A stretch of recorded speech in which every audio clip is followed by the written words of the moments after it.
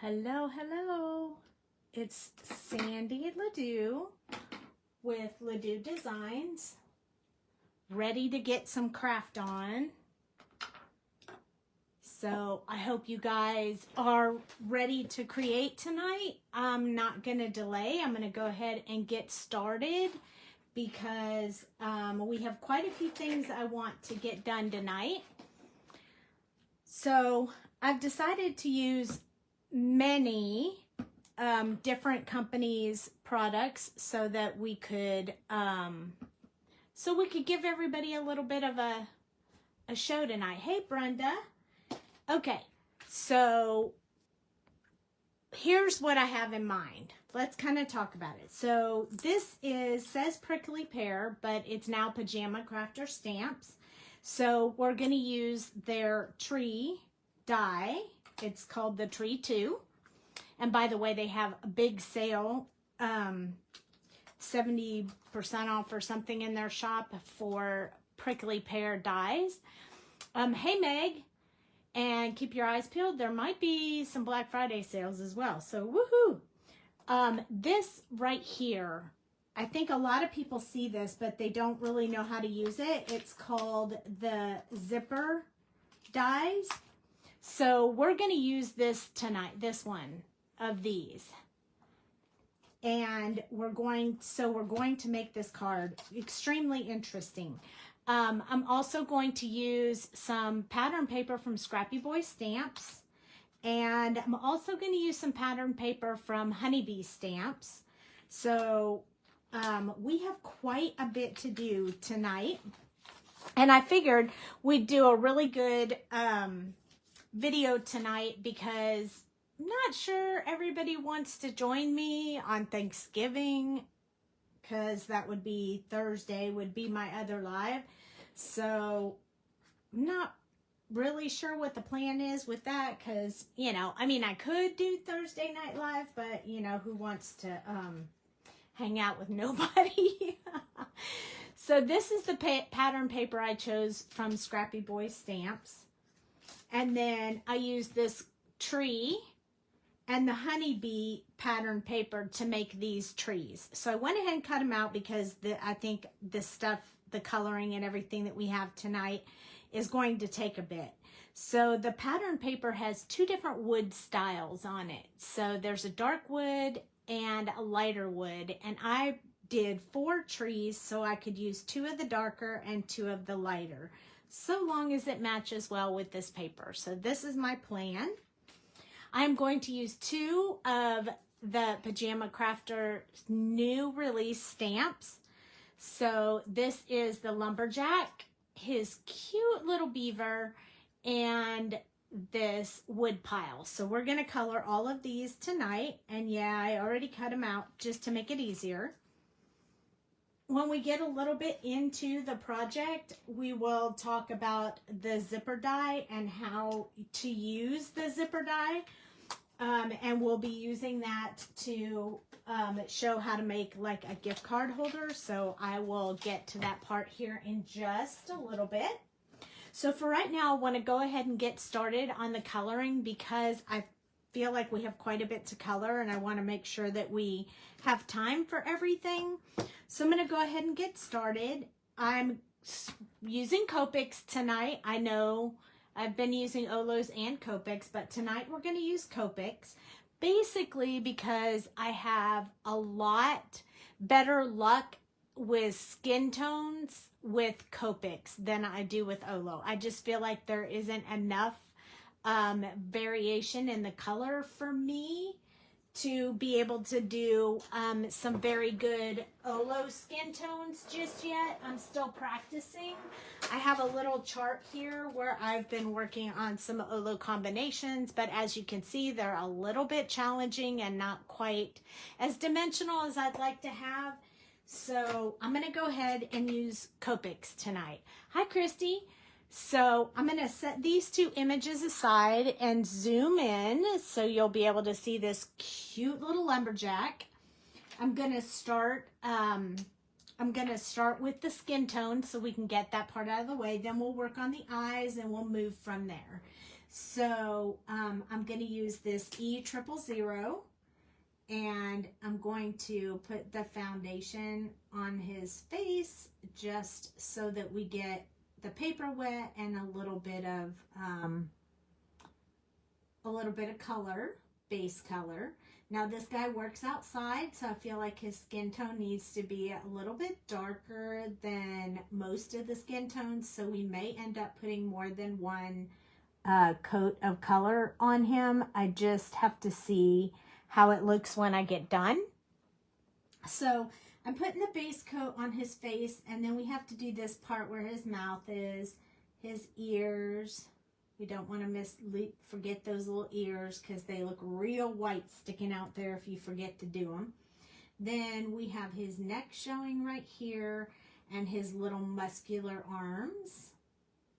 I love his little muscular arms. By the way, arms and hands are a little challenging for me. They take me a little longer to draw than other parts, but so that's all the skin. Yes, I did create the lumberjack. Yes, I did. And the other images we're going to color tonight. All of this is one set called Lumberjack, and it is Ledoux Designs artwork. So I super love him, of course. Otherwise, I wouldn't have drawn him.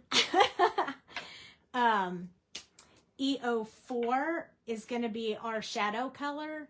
And, you know, I don't see a lot of images drawn with beard and goat mustache and all that stuff. So I thought it would be really good for this guy because he is out in the woods a lot and it can get cold and his beard will keep him a little bit warmer, or so I've heard from guys who hunt and all of that good stuff. Do that outdoorsy kinds of guys. So I have a couple of birthdays coming up that are more on the masculine side. So I thought tonight would be a good idea to do masculine cards. Plus that's what I think of when I look at this little lumberjack, is that he makes a great masculine card. So that is what we're doing tonight. And I don't know about you guys, but sometimes it's easier for me to do some sort of gift card for guys than it is to buy them gifts.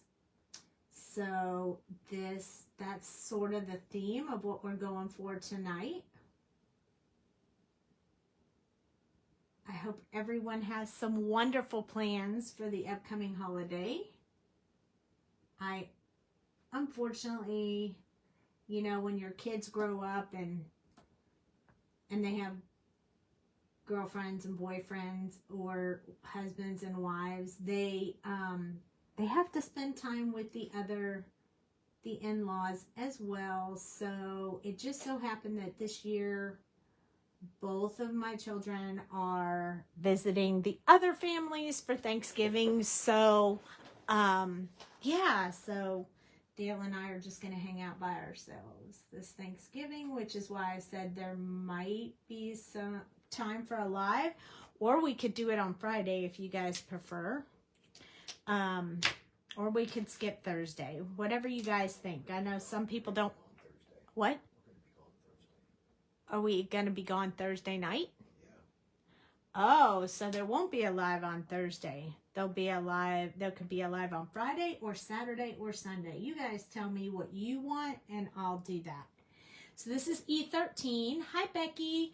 Because I'm trying to get just a little bit darker skin tone. So I'm working with extending out from where I put this darkest color and just adding a bit more to it. And extending it just to keep his shadow dark and along the edge of his face. I'm going to go up a little bit on the mustache area and just get that filled in. I think he probably is going to need just a little bit of red on his cheeks, but not a lot because we don't want him to look like he's wearing blush. Sunday. Oh, that's a great idea, Meg. Let's do that. Hi, Jimmy Lynn. I haven't seen you in a while. How are you? Yeah, let's do Sunday. I'll post something in the group so everyone knows that we're moving our Thursday to Sunday. That way everyone can do their Thanksgiving with their family and they can do their Black Friday shopping and such and take care of all the things. And then when you're tired and exhausted and you want to relax, you can come watch me on Sunday. And that would be great. I would love to have you guys. So probably Sunday evening, I say, because, I mean, usually things come up and we're busy during the day. But Meg, if you guys have something going on Sunday, tell me what time works better. Nighttime, whatever time, you tell me. So I'm actually coloring all of him in one shot. I feel like he's not too big of an image that I can't do it all at one time, so we're just rolling with that for now. There's some really cute sentiments with this stamp set. We're going to use one of them tonight, but there's quite a few other ones. So I will share those with you when we get to that point as well. Hey, Mom. Okay, so that was E13. And then I'm going to do, I think I'm going to do E21. But I want to add just a little bit of pink to his cheeks right now. Hi, Joy. How are you? Thank you for popping in. So I'm going to put R12. I usually use R11, but I feel like with using the extra number of Copics that I need to make it a little darker to start out with, just so that it stays on his cheeks and doesn't fade out into nothing. So this is E21. We're going to extend from here. Actually, probably, I think sometimes I get a little bit confused with my E11 and my E21. One is darker than the other, but it's always, yep, it's always the opposite of everyone else's. I don't know if I just accidentally put the wrong color in it once, or if just over time it's gotten a little bit worn out. A lot of people use 11 first, so make sure you test your colors rather than just following mine to make sure that your 21 is darker than your 11 before you follow through with it like I am. So mine is a little bit different. I tend to run into that a lot with these two colors. I could just buy another one, but I love the color I have with this one right now, so I kind of want to keep it the way that it is. I did buy another one, but it made that marker so light, and I was so used to this one the way it was that I didn't want to use it. So I'm back to my old, 15-year-old marker, but I like it that way. So, and I'm going to keep coloring while we're talking because we have quite a few things to do tonight, and I don't want you guys to get tired and fall asleep on me and miss out. So I am going to keep coloring while I'm moving along. I have been crafting all day, doing some projects for Christmas for a few people, handmade projects. I wanted to get those out of the way while I had time, and then I'll work on the shopping later. I have done a little bit of shopping already. How about you guys? How are you doing? Have you done your shopping yet?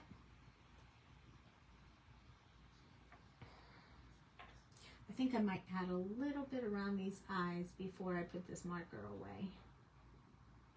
I don't want these eyes to look too white, so I'm going to go ahead and put a little bit of color in there I'm also going to put a little bit around his nose. I've done a little bit of shopping, but not nearly what I need to do. But I also like to make a few gifts for people. So maybe I'll make something and we'll give it away as a gift. We'll play another game. Did you guys see the stamps that we just had a drawing for? They're super fun. Make sure you follow in the groups because I have some more of the Ledoux Design Image stamps coming. Shopping is done except for stocking stuffers. Meg, you are on the ball. Good job. You have a lot of yours done too, Mom? Dang. Hi, Cheryl. All is well here. I know, Joy, I'm with you. I haven't done much shopping either. A few things here and there whenever it popped out and something just grabbed my attention. I may have shopped for it, but I did have my grandson this weekend and he gave me some ideas of some things he wants, so that was pretty cool. Some were quite a surprise to me. I guess I just don't remember what 6-year-old boys want for Christmas. So it's a little bit challenging. Okay, last color is going to be E00, and I do have one little spot where I colored outside the lines, so I'm going to go fix that with the Colorless blender as soon as I'm done with this. So this is the last color, so this is where I'm going to blend out anywhere that's white and soften any lines that I have. But I'm not going to do a whole lot of blending because I don't want to wash out all the color I just put in there. So it's just a real light touch and just a little bit here and there. But you see how this makes his skin look a little more darker? The sad part is once I put all the color in his clothes and such, he's not even going to look as dark as he looks right now. So when you're coloring with Copics, remember that just because it looks dark right now doesn't mean it's going to look really dark when we get done. You're going out shopping on Friday for the first time in over 4 weeks. Wow, you're going to get out and go shopping, huh? Going to go shopping with Vicky. Vicky's my sister-in-law, in case you guys didn't know. My mom is spending Thanksgiving up there where my brother is. Okay, there we go. Now, a bit long for you, I'm sure. Yes, a bit long for my mom. Yeah. Okay, so here's what I want to do. I told you I wanted to make it a little bit darker. I love this skin tone. I think it looks amazing, but we're going to go back in and add just a little bit more depth and a little bit more darkness because I want him to look rugged like outside. So whenever I add a second coat, I never use the darkest color again. So that's E04. So we're going to skip that. And we're going to go to E13. Because I already have that darkest coat, I just need to refresh it. So I'm just going to go over where I put that original E04 with this E13. Just to kind of deepen that shadow color. So I'm going to put a little bit in his ears, around the top of his hair, and then this ear. And then I want to put a little bit under his neck, like that. And I think he needed a tad bit more in here because this would be very dark, being that it's under his mustache. And then we need a little bit around his arms, so some down here. I guess my husband has something planned for us for Thanksgiving since we're chilling. And he said we won't be home on Thanksgiving. So I don't know what we're doing, but he must have a little plan. Okay, and a little bit on this arm. I just want to try to get this tone a little bit darker. And this is why I wanted to start so quickly, so that we had time to do a little bit of extra on these. So there we go. whenever I whenever I move on to a second coat, I feel like you have to walk that down. What I mean by that is do all the numbers after that so you don't have big lines on your paper. So the next one was E21.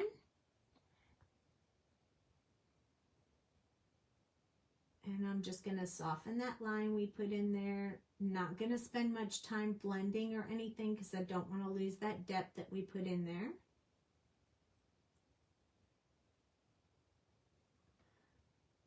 And I do want to add a little bit down here where I put that red blush part.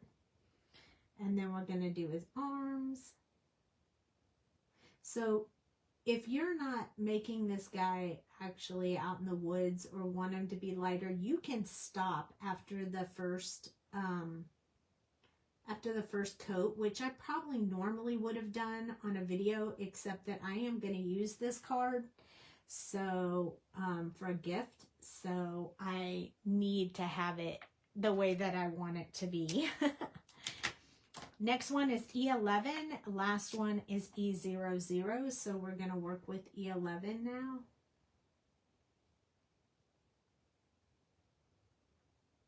Just extending out in those areas. Take care of those solid lines we have.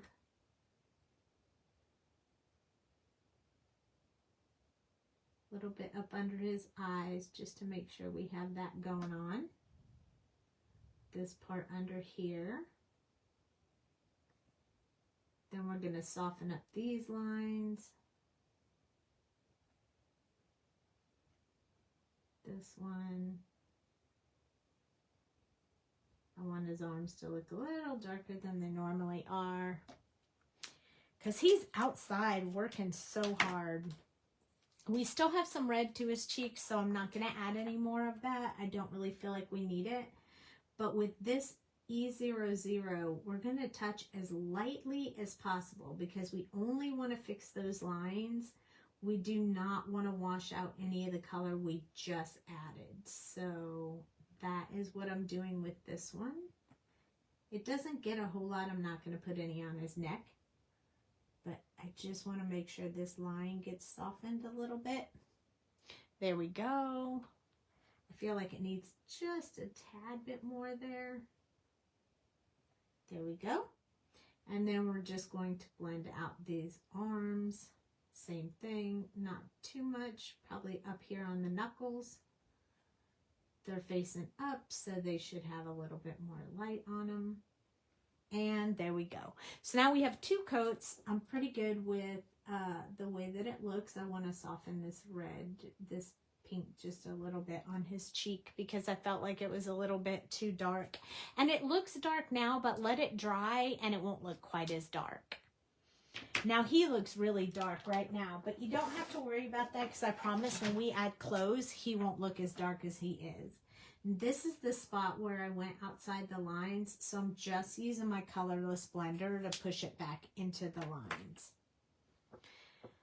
Now, I normally like to do him with a reddish color in his hair, but I think tonight we're going to do black hair. I just want to make him have black hair.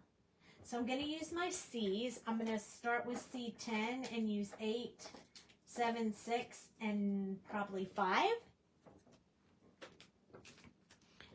So there we go. I did not pull these colors ahead of time, so we're just working as we go. Hey, Beth. Welcome, welcome. This is going to be C10. We're going to start with that. Oh, we should have done his eyes first, but that's okay. We'll do them next. So I'm going to start putting in some of the strands of hair that I have in the darkest area, which is where the part is on the top of his head. So starting there, that's where I want to start there. And then anywhere where the hair overlaps. So there's an overlap there. This one kind of shows a little bit here. And then we're going to do here. And right here. and probably something like that right there. And then along his face on this side. And then we'll work on the other side. So right above his ear.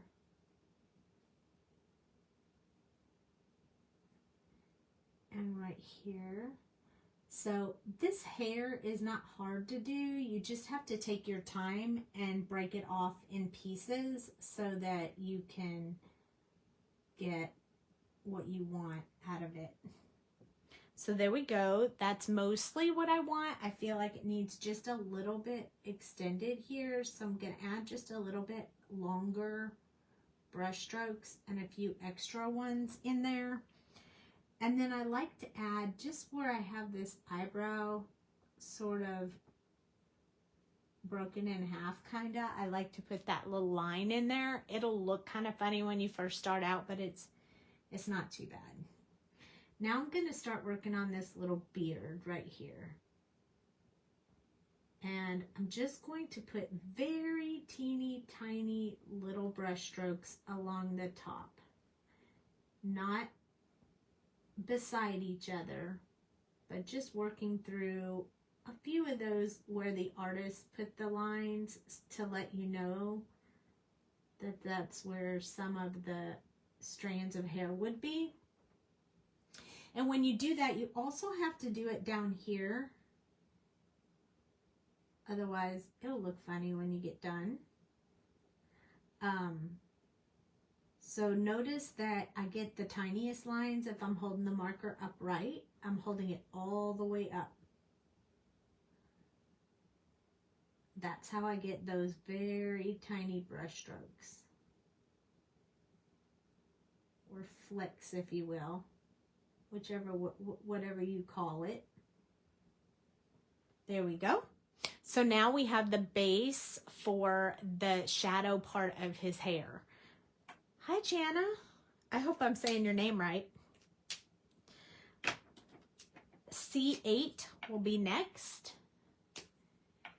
And you know, I always have little surprises for you when I'm coloring, so I will definitely be showing you a cute little technique tonight to do with the hair. As soon as we get it colored in, I'll explain a little bit more. So if you have time, hang out. So I'm trying to follow the way that the hair grows. So down from the center, up from the ear, just so we get a really good color in there. The hair looks more real if you're going in the direction of the hair. So it helps to turn your little guy around while you're working with them, just so you can get those brush strokes going in the right direction. Some people are a righty brush strokes, some are a lefty brush strokes, and some can do both. So almost an ambidextrous brush stroke. So whichever way works best for you, do that. So notice I didn't do any solid coloring in there. Whenever I try to do hair or fur, mine look like they have bedhead. It just takes practice, and you definitely want to go in the direction of the hair. That is probably the most important tip I could give you. So now I'm doing just the underside of the eyebrow, barely touching the paper. So it looks like I'm doing a lot, but I'm only touching the paper like every other brush stroke. So now what I'm doing is trying to add a little brush stroke in the in-between where I put them before, not over top, but in between. So we can start thickening that mustache and beard.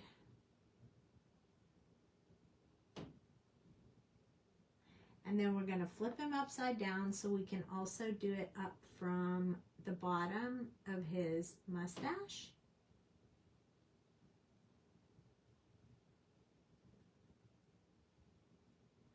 And then from the bottom of his beard. So my brush strokes are going in the slanted direction of the hair. There we go. And see how cool that looks? You can already see it coming out. Hi, Darlene. I'm so glad to see you all pop in and out tonight. It's so nice. I was going to do a project tonight, but I decided to do this additional card I need. But maybe on Sunday instead of Thursday, we'll do an actual project. Like, I have a lot of project dies, and I think that would be so much fun. So if you want to see a different kind of project, let's do that on Sunday. Okay, C7 is next. I'm going to start trying to go in between where some of the white areas are, but I don't want to fill all the white in. I want to save some white for the last two colors. I probably will only use one. I probably won't use C6. I'll probably just use C5. I almost want this hair to look a little bit peppered. So I'm going to want to leave some fairly light areas in here, or I'm going to add the gel pen if I end up having made it darker than I wanted to.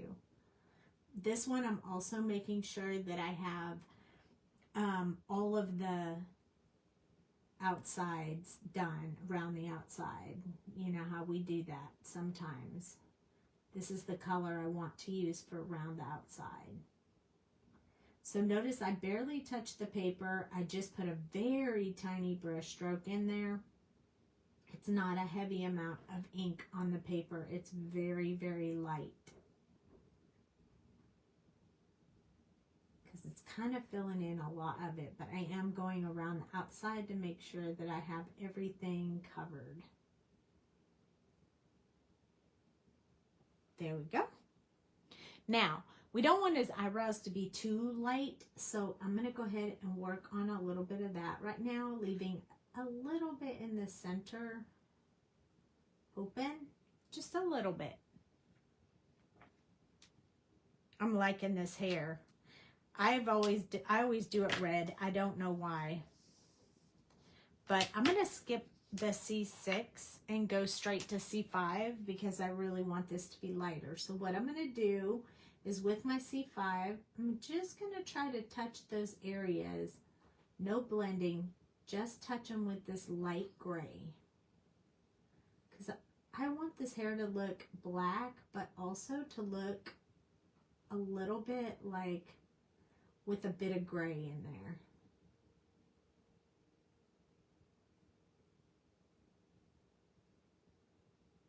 Just a little bit. So I'm not doing any blending. I'm not touching the paper very much, just a teeny bit.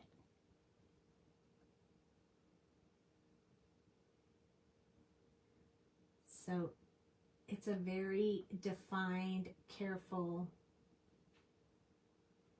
touch on the paper.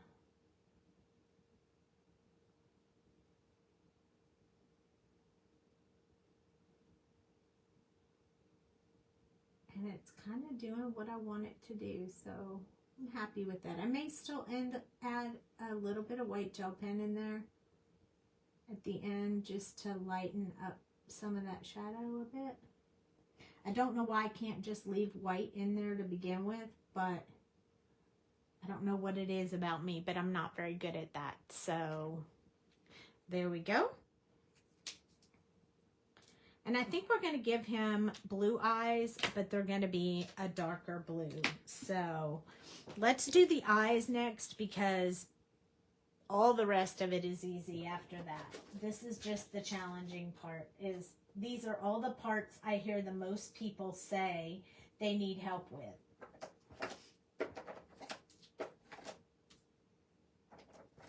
So I'm going to make them blue. I've chosen B99, 95, 93, and G00. If we need 97, we'll pull it in. And for this particular process, I'm going to zoom in just a little bit more because it seems like a lot of people have questions about this part. So I want to zoom in so you can really see his eyes when I work on him. So I'm going to start with the top. of his eyes with this darkest color. And then I'm also going to do those little striations that I do in the eyes, and he is going to look messed up. But I promise in the end, it will look good. So it looks a little bit crazy. I don't make the little lines all the same, so they're all a little bit different. And then I'm going to take 95, and I'm going to put 95 around the rest of his outside of his eye. I'm also going to go over where I put the darkest color. So because I left 97 out, these are going to be a little bit lighter blue eyes than what I originally thought. But if I want them to be darker, I can add the other color. Or we can add a second coat, whichever way we decide to do it. So I'm going to take this B95 and I'm going to put a few little strokes coming from the other direction. Now, I don't know that you're going to be able to see those too awful well, being that we used the 95 already. So let's pull the 97s and do the striations with the 97 so you can see them. They'll stand out a little bit more so you can see what I'm doing for future reference. So we're just going from the opposite side now. This is putting in all those lines in your eyes. So I go from both directions. His eyes sparkle already. They're going to sparkle when we're done, that's for sure. Then I'm going to take the B93, which is the lightest color, and I'm just going to dab in the color wherever there's white, with the exception of the little white dot in his eye, which will enhance with a white gel pen when we get done with this. Okay, so now there's a little bit of this blue in there. Let's put just a tad bit more over there. Then I'm going to take what I call the magic color, which is the G00, and I use this with most eye colors. And I'm just going to make this half moon shape over and over in the same area until I start seeing the color change. And then I'm going to let it dry while I work on the other one. As soon as I see it changing, I stop. Give it a chance for the Copic marker to do its thing without my help. Now, sometimes we go all the way around, but in this case, I'm just doing a half moon shape. So you can kind of see this color lightening up and getting a bit lighter. So I'm going to go back with my B97. And I'm going to add just a little bit more depth back up here at the top, because I want to keep the top part a little bit darker from his eyelids and such. So that kind of brings that out. For some reason on the camera, that looks much lighter than it actually is. And then we're also going to do these striations one more time. Notice I didn't use the darkest color. I'm using the second color. See how they're starting to show out? It's awesome. Then 95, I'm going to just come from the bottoms and enhance these ones, a couple of these that I put in there. I'd go all the way around if it was a very large eyeball, but since it's very small, I'm not going to. And then I'm going to touch one more time lightly with the B93. Just to make sure I get him right at the right color that I want. And now he has gorgeous eyes. You like them? Yay! When we put the whites in, it'll be really great. But there you go. That's how you get all of that variation in the eye. And it doesn't have to be perfect, just as long as you get those colors in there and some of those lines. The G00 is what makes it just pop. It's the magic. Okay, so now we need to do I'm going to do the handle of his axe, and I want that to be, I want that to have a bit of a lighter color to it. And I also want to do the wood stack in the same colors. So we're going to kind of work on those side by side together. So I chose E39, 37, 35, and E23 as my colors, but I think I might want to add a little bit of this E49 in there. It's extremely dark. Thank you. I'm glad you guys like the eyes. I feel like this E49 needs to have just a little bit in here, but I want it to be very thin lines. I don't want it to be a lot of the dark color, just a little bit of it. So I want this part that's up underneath his head to have some of this dark color in it. And then this part right here. But then out from there, I just want those to be very small amounts of this color. I don't want to overpower this tool to look like it's extremely dark wood. I want it to be light wood. Now this, I want it to have a bit more of this because there's going to be a lot of shadow in here where all of these wood, where all of this wood is overlapping. Also, I like to have some around these edges. So while it's a wood pile, I still like to spend a little bit of time getting it some really good quality depth because I think it makes it so much better.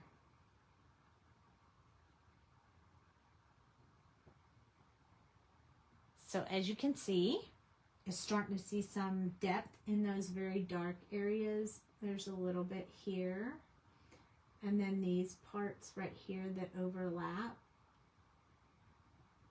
This one's going to remain fairly dark on the bottom because it's so low and under so much. And then these areas right here as well.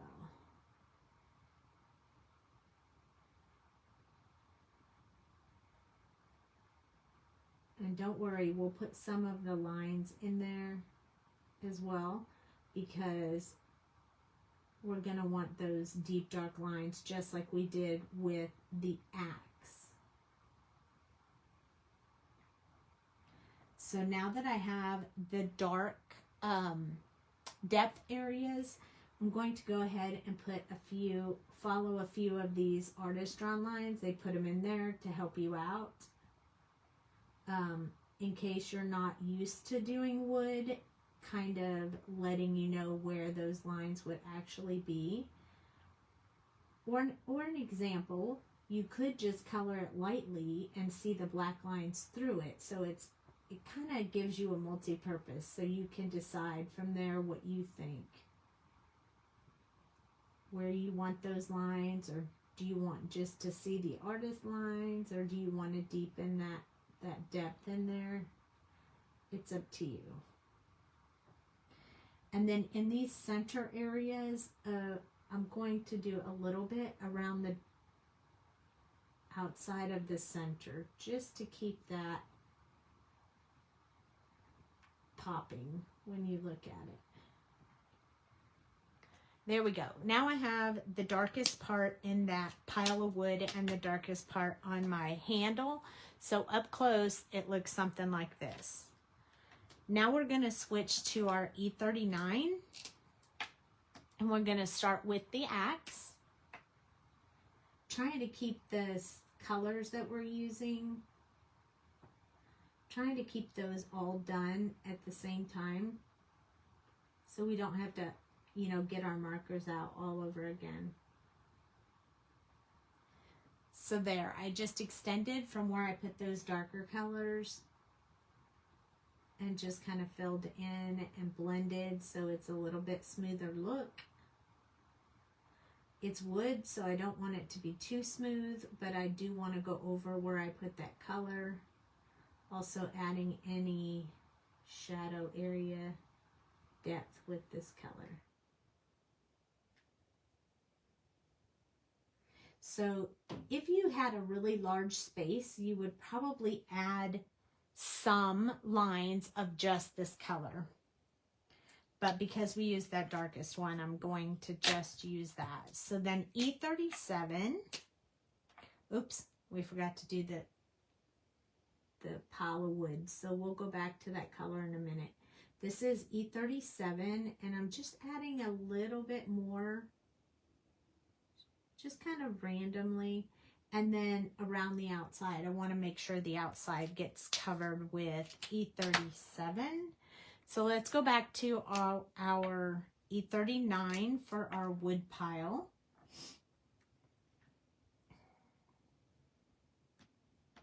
I had my wood pile upside down. I was trying to figure out which way I wanted it to be.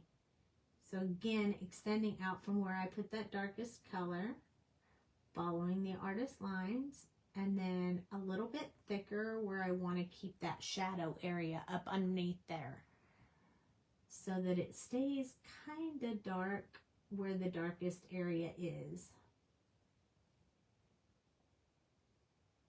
Kind of going over the artist drawn lines and the first darkest color that I put in there.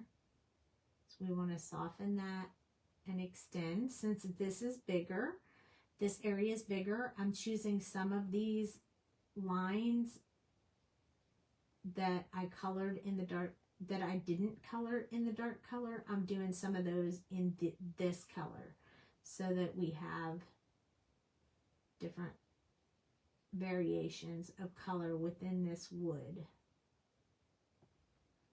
And we have a couple more colors, so I'm not going to do too awful much on that. But this one that's underneath, it's just going to get that solid color. But I will start working in some colors around the circle part. So I should probably put a little bit up here as well. And then this one, building that out. Gonna put a little bit in there. Now we're gonna work on this one, extending where I put the darkest color, adding a couple lines. Still not smoothing it out completely because I'm not ready for that yet, but I probably will on the next color. We'll go around the outside on the next one. The more different colors you put in, the better variation you get. So this one's going to be a little dark because it's not only on the ground, it's also up underneath. So there won't be a lot of light on that one. And that is the best way to describe it. It is up underneath, so I want to make sure it gets a lot of dark color on there. This is not fancy. These wiggle lines are just wiggle lines. That's all they are. If you go over them exactly, great. You're fantastic at it. But if you don't, it's okay. You don't have to. The next one was 37 that we already put on the axe. So we're going to keep going with this. This is going to be the around the outside color. So I'm just going to make sure that I go around the outside of everything, just to keep that color going. I'm also going to add a bit more lines in here because we only have one more color. And I want to make sure that that stays light. So we're going to just get a little bit more on this one. It kind of gets the most love when it's the around the outside color. We want to go around the outside of the tree, of the stump here. And then we're going to start working on the inside. This one along here. Going to start building in these lines, extending, just softening and building it out. kind of meditative as you go along. Okay, this area right here, going to go around the edge of the stump and some of the lines on the inside. Also, I want that centerpiece to remain pretty dark, so I'm adding a lot in there. Some of these you can't even see all of the stump because it's so far underneath.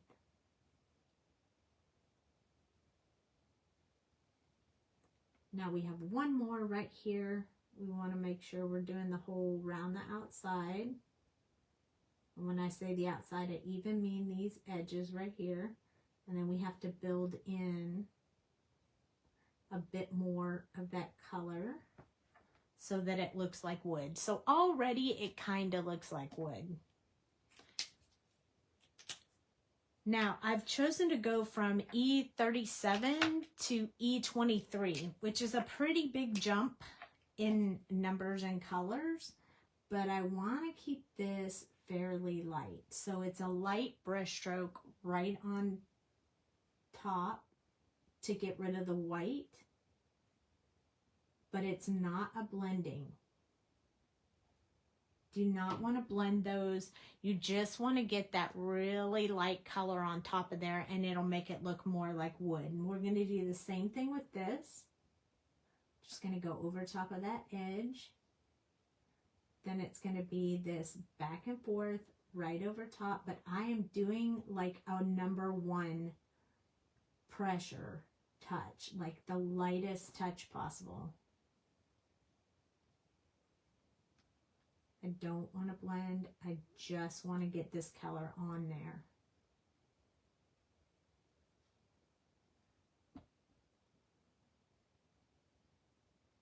These big ones are a little bit easier because it's back and forth and you only have to do it that one time and it covers a lot of space.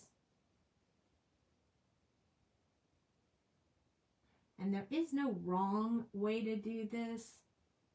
I mean, it is wood. It's always going to look different. You're going to catch the replay. Okay, good night, Meg. Here's our wood pile. And that turned out very nicely. Super easy. Isn't too difficult. Isn't too hard to do. So that part's done. I'm going to set that aside. And now we're going to work on his clothes. So for the part that attaches his overalls, I'm going to go back to that C10 and I'm going to put it in the corner of these. I want to go ahead and get these colored in so I don't miss them or forget them. So I'm just kind of filling that in. We'll probably just go with one other color, since these are such tiny areas. And let's go ahead and do the soles of his boots as well. Steel toe shoes for doing that amazing work out there. Taking care. All right, I'm going to skip 8 and go straight to 7. Since I'm only going to use 2 colors.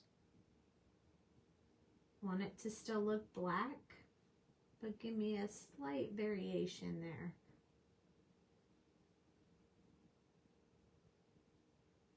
I may leave that one open a little bit for a much lighter color so that there looks like there's a highlight on the snap. And the shoes. I probably will do the shoes with one lighter color as well.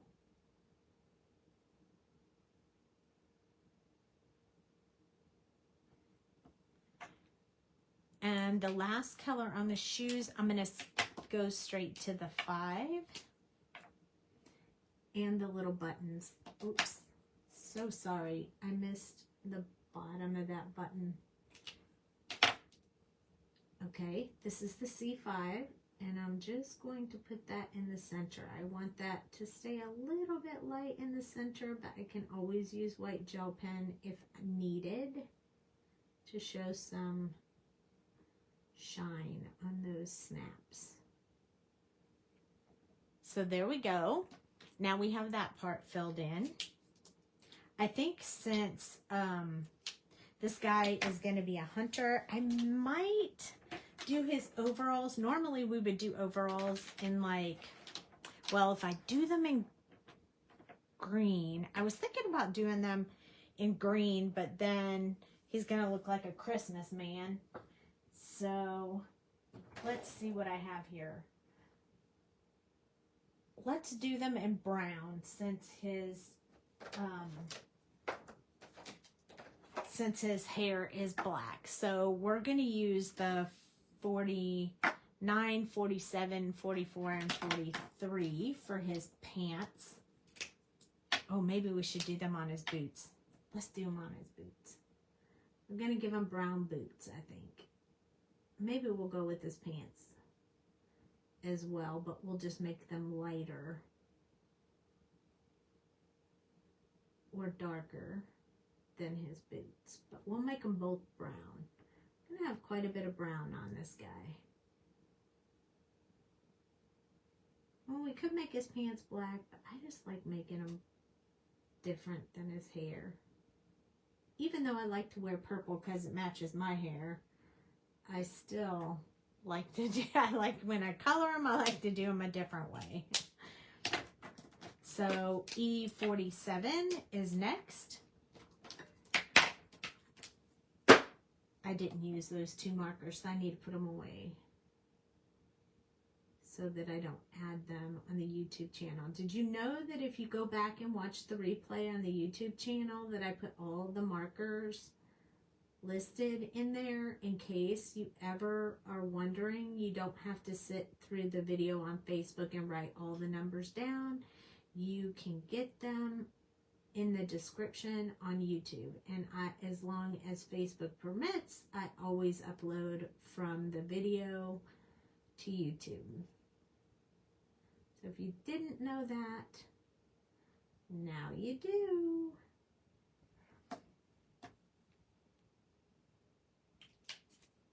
Then we're going to go to E44. This is going to be significantly lighter. I'm just going to go ahead and fill in the shoelace area with this one, and then we'll blend out from the 47.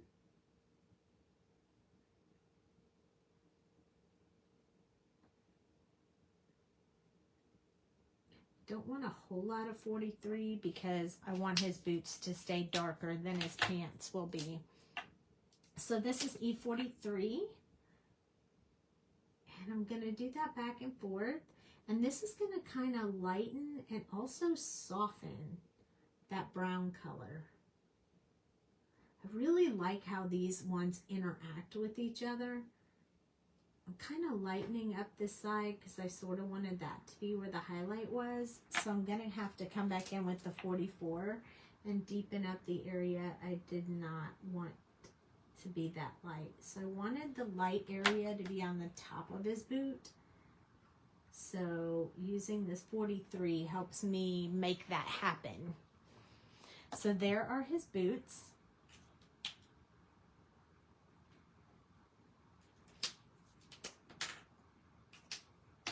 And so I think we're going to do his pants in this brown color, but we're going to leave E49 off because that will be too dark for his overalls. And we're going to make his shirt like a plaid color. So I'll show you how to do that as well. So I'm going to start with E47. I want to put some shadow around this hand right here and underneath it. And then his pants are overlapping, so there should be some depth right there. I like to draw these cuffs on the pants. I don't really know why I like them so much, but I just do.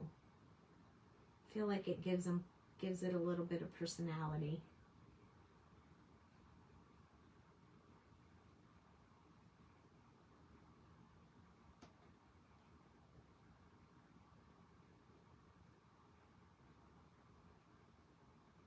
These folds right here, they need to have a bit of depth in them right here. Now underneath his pocket, needs to have a bit. And then here, underneath the overlay of his pocket, so that's going to have some plaid color in it so it matches his shirt. So I'm going to kind of leave that little teeny area uncolored so I can add color to it later. These are the straps that go to his overalls, so I am coloring those in with this brown color.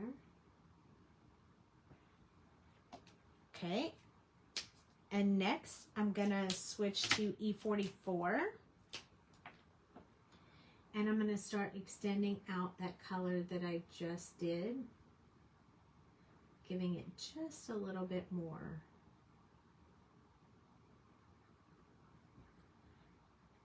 Now I'm not going to do too much, but I am going to do around the outside because I really want this darker color on the outside, because the E43 gets significantly lighter, starts washing out the color a little bit, so I want my around the outside at this point to be this darker shade. I'm also going to start on his cuffs, on his pant legs, because I feel like that part needs to have a little bit of dark color on it as well, but not as dark as his clothes. I always make it lighter or darker.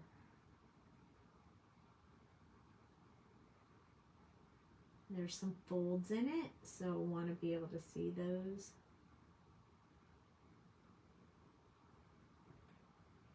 There we go, and we need to work on a little bit around this pocket, sort of extending that shadow area just a little, but not too much, along here. And then we're doing around the outside, so we want to go ahead and put a little bit there as well.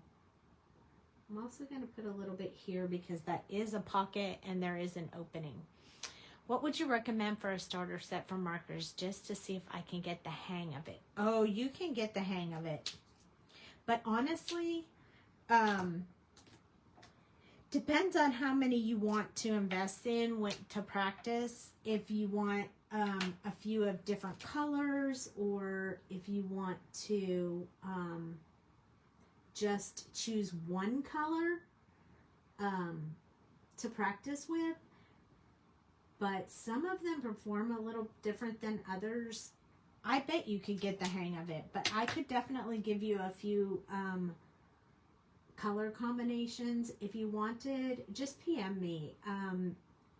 One of the my blue favorites for like blue jeans and such is this E99, 97, 95, 93. You can add 91 if you want, but it's really light, so it washes out, so you want to be real careful with that.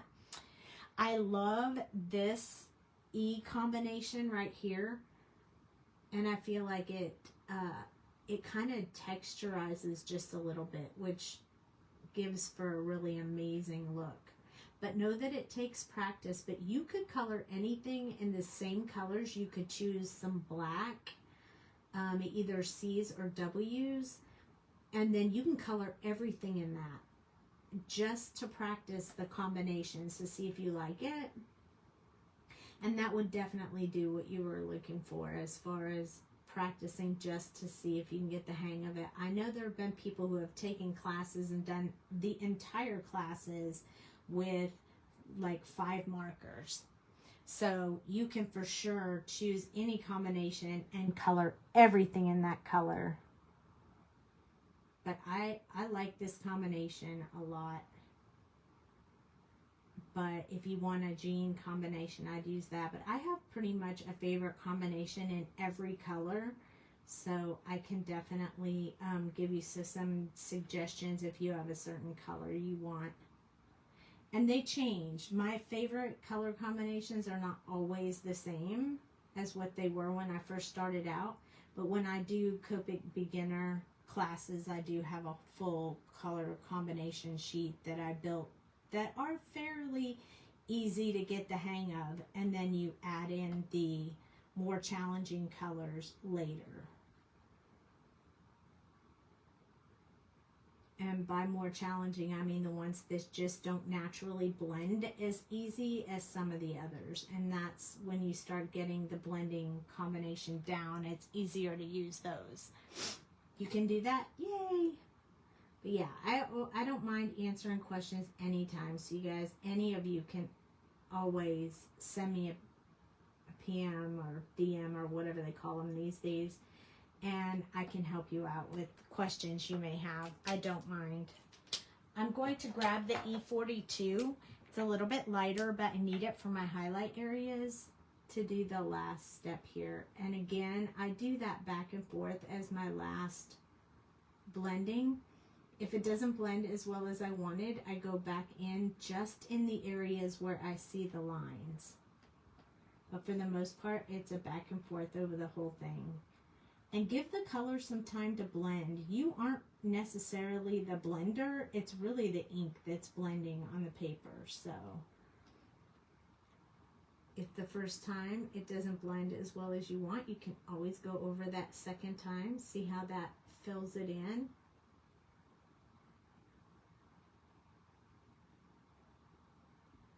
So it's just a technique that you have to learn.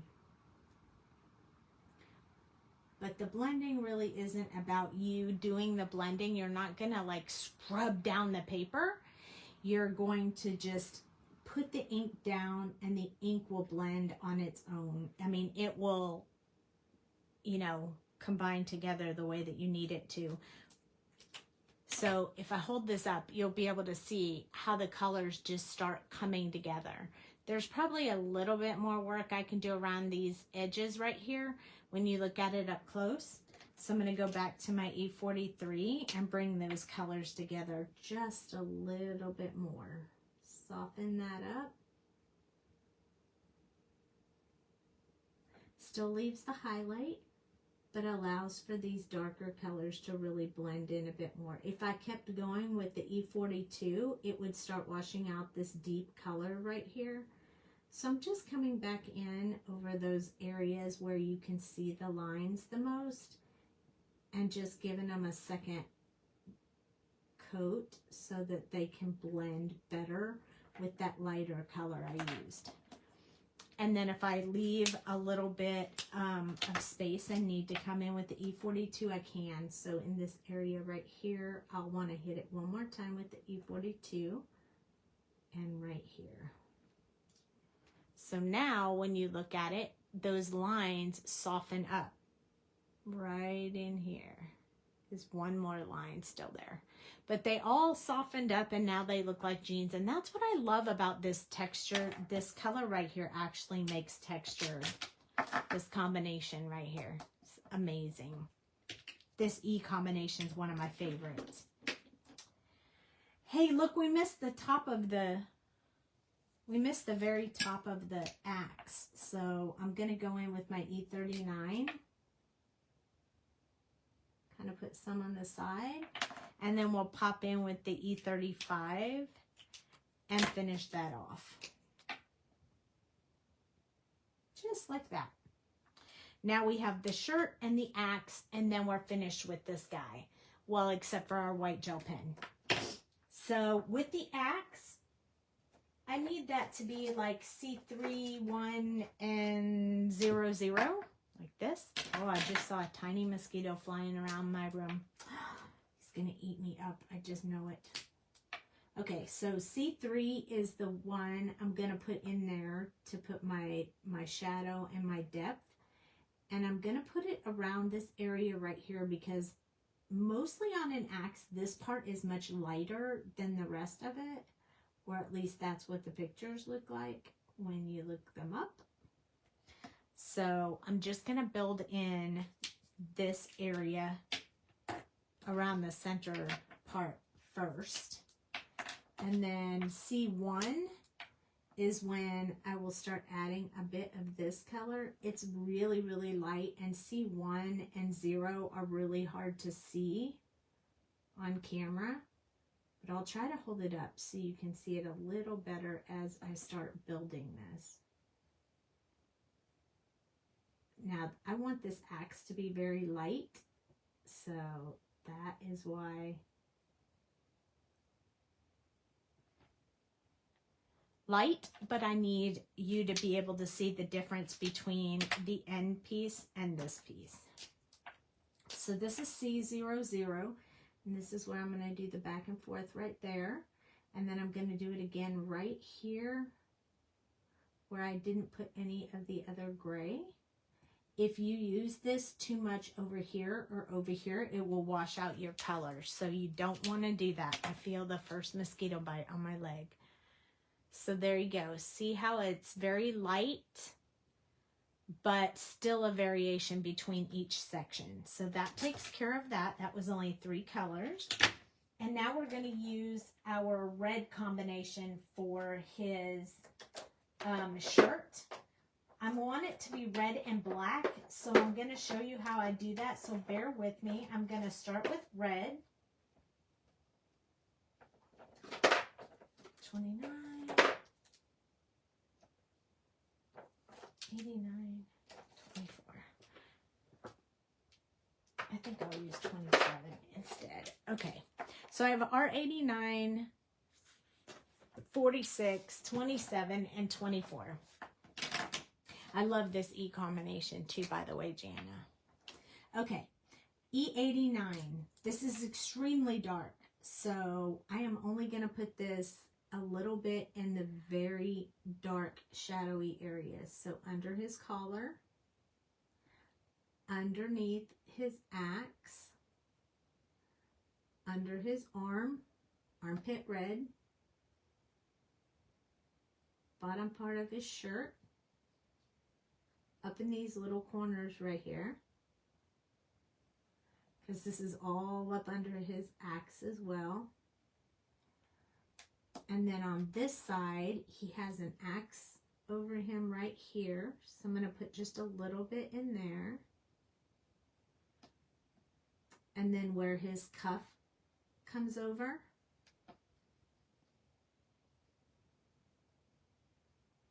this cuff part. And then armpit red again over here. And all this part is under his arm, so I want to be able to see that.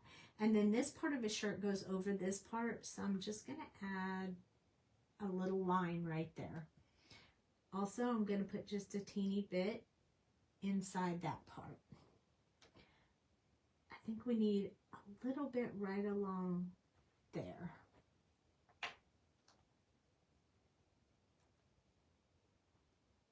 I'm just writing out these artist drawn lines so we can really see them here. There we go. Now you don't ever want to put a whole lot of this dark red unless you want the shirt to be dark red. So that is why I was very careful with the amount of red I put on there. So now we have E46. And I'm going to start blending out from where I put that other color, the 89.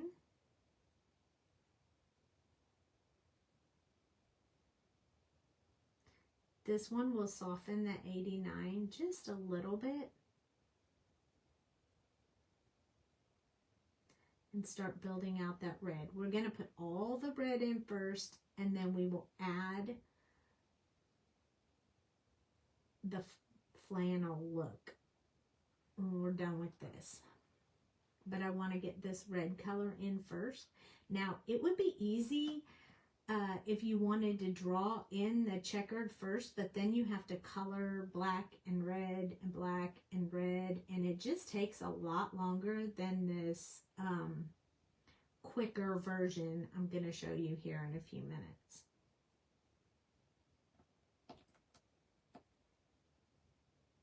I probably should have used the R27 first. I think it's going to be darker than this one, so I am using this one as around the outside already, even though it's only this second color.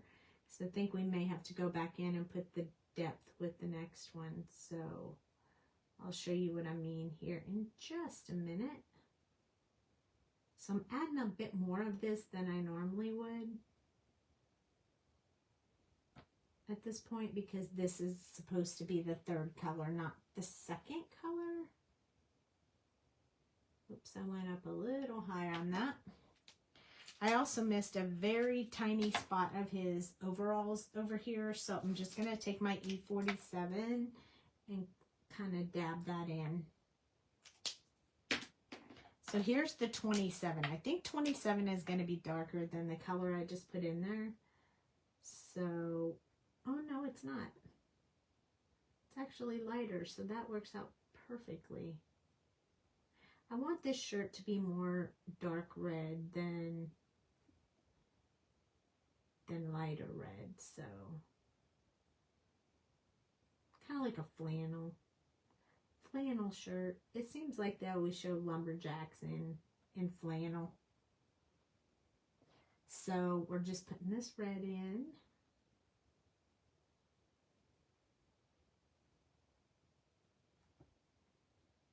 We're almost done. This one with this guy, we do have the beaver to do.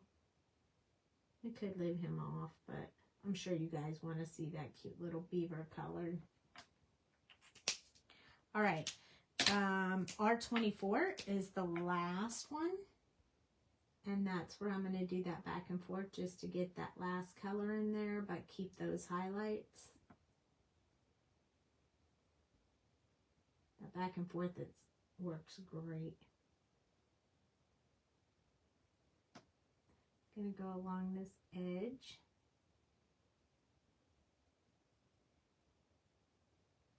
Notice I'm not doing a lot of blending. I'm just kind of doing that back and forth to get that color in there and soften any edges that are showing too much. Now, I missed that part right there in his front here, so I'm going to go back with R27. Going to extend that out a little bit. And then I'll go in with 24 and finish that up. This is 24. It's very light, so we just want to finish that up. Okay, so we have that finished. So now we're going to take our multi-liner and we're going to put in all of the black lines. So I'm going to use a bit of a thick multi-liner. I'm going to use 0.05. And I'm going to start putting those lines in there.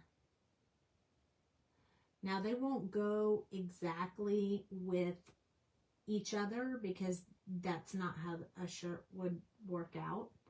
So I'm going to actually do my line like that, so that we have a little bit different look. I don't want it to be a straight, you know, like design or whatever.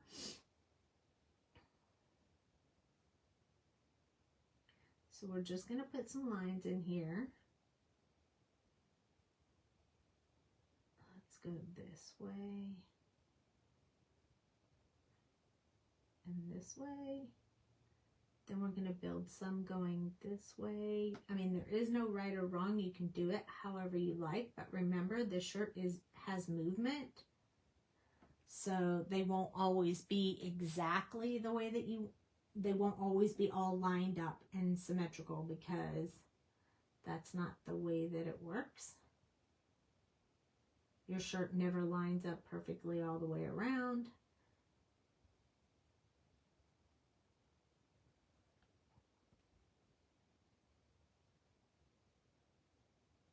Now this part on his arm would, because you can see the full arm. So you see how this is starting to come together with his little bit of plaid shirt. But these are going to go a different direction,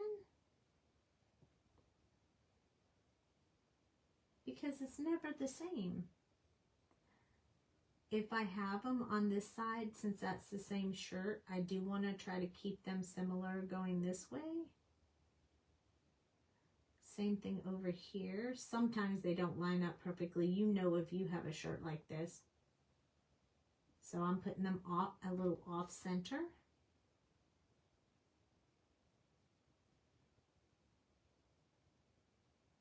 I'm going to leave his collar and his collar pieces in solid. And we'll leave this part in solid as well. Now, that's just like a striped-ish shirt, but if you wanted it to be a little bit darker, you could do that second line, every other line a little bit darker. And it'll give a little bit of more personality. So we have a dark line, a light line, a darker line, a light line. Just kind of building in a little bit more. It looks a little bit more plaid when you do that.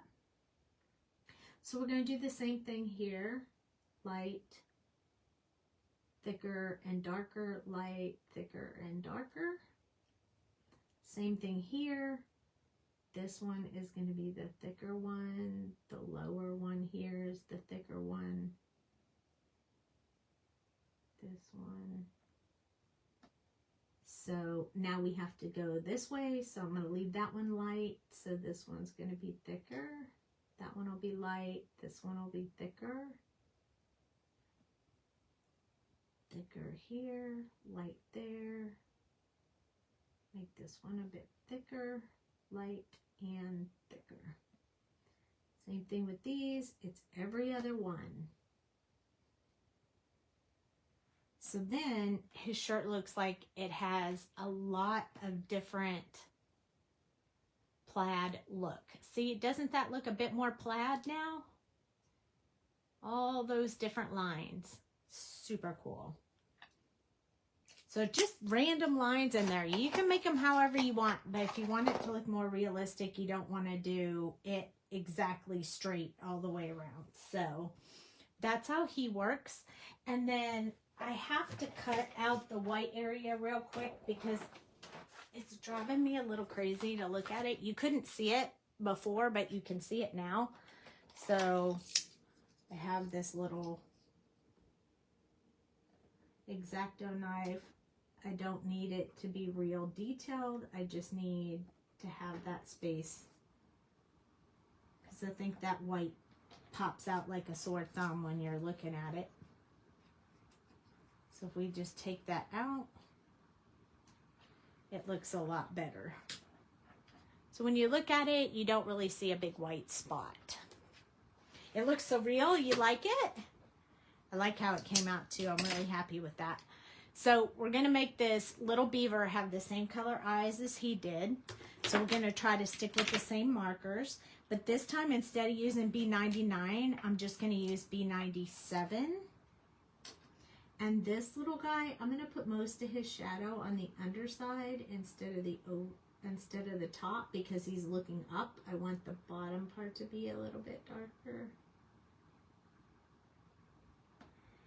And then we're going to put in these little striations. I want them to be as tiny as possible, so hold the marker upright. This is the scariest part about doing these images, so I would say if you want to practice eyes, just stamp you a whole bunch of an image that has really big eyes and just practice, practice, practice. That way you're not practicing on an actual image and you don't end up messing up your image. So this is B95. I'm going to go around here, around here.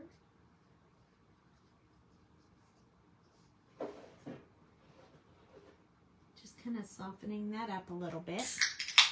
Also, I'm going to go back with the 97 and do a few of the strokes from the other direction. I want them to be kind of light, so I'm being really careful. Sometimes I'm touching the paper and sometimes I'm not. Once I have those in there, I'm going to use the lightest color, which is 93. Touch that color where just the blank spaces are. The white spaces.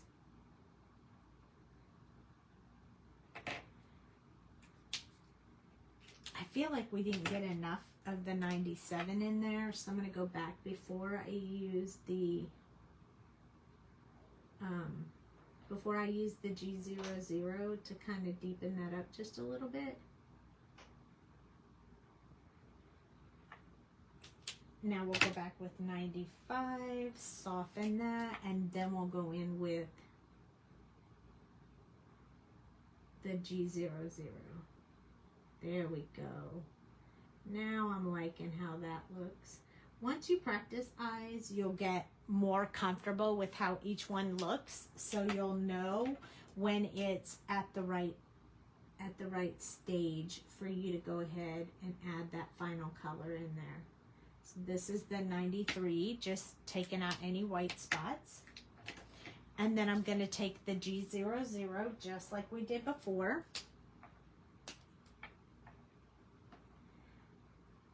And I'm going to put that half moon sort of thick right around here. So I'm watching for that color to change, and it's starting to change. So I'm going to move to this side, back and forth, trying to stay in approximately the same spot. Starting to change. So I like that. When I hold it up, you can see how it's starting to come along. We need to put those striations back in there and we'll be in good shape. So we're going to use the 97. Maybe we should use the 95. We don't want to go too bold and crazy. So I'm going to go ahead and add those back in from both directions.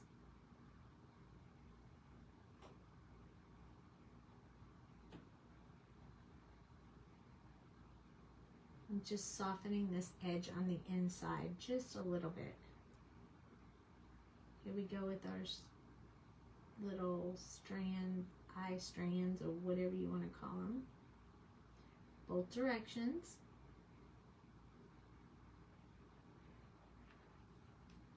And then one more touch with the B93 to soften those just a tad, because that was a little bit dark to put in there.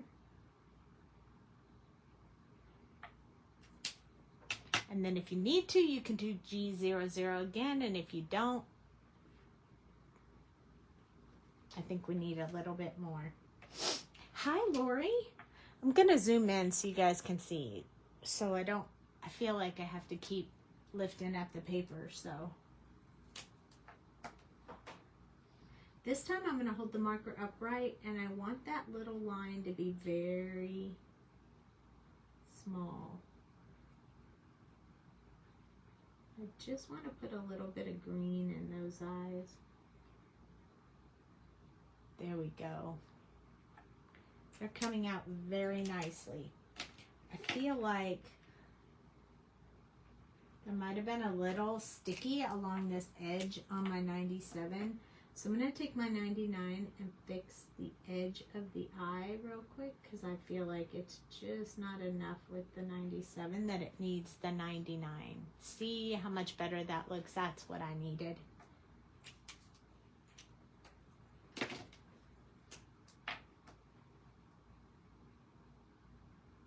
just want to extend out these little lines a little bit further. I feel like you can't see them quite as well as I wanted you to.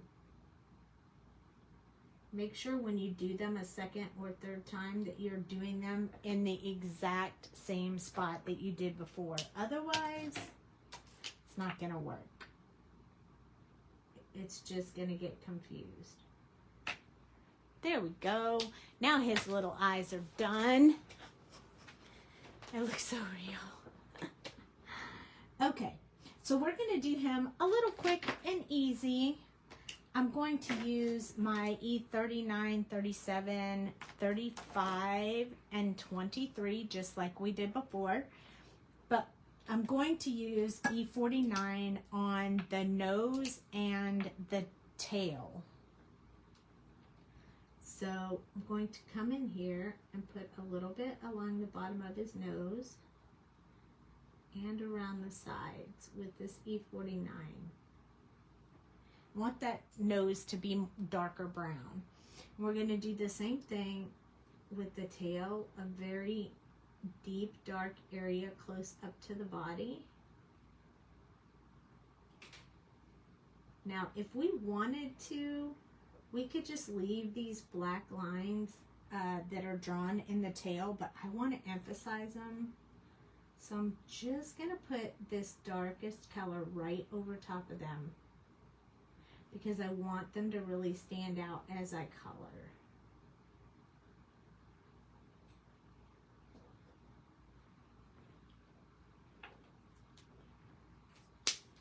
I need to try to stop putting my hands in the camera because it's blurring it up for you guys.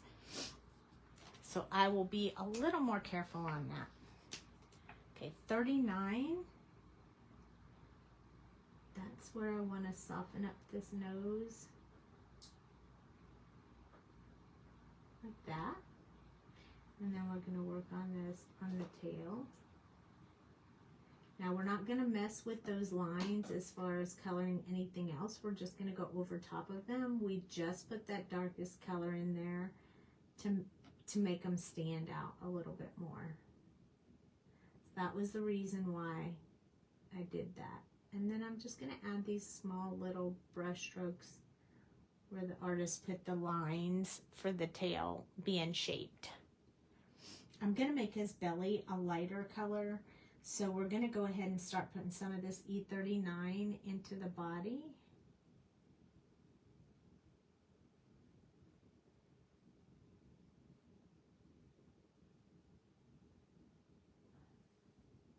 Just kind of outlining that area.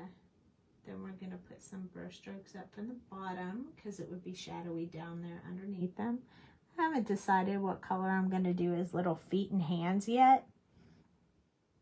We're going to add in just a little bit of this color right up here close by his body right there. No, a little bit under his arms. So cute. This little beaver is so cute. Oh my goodness. Now I'm going to put somewhere his hands are and under his face. And as I come up, I'm going to just do these little brush strokes around the bottom just to signify fur.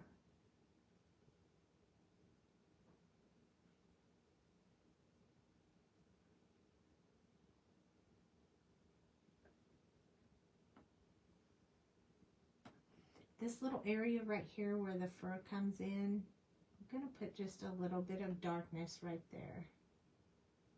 Shadow for that. And then his little ears, he needs a little bit right here and right there.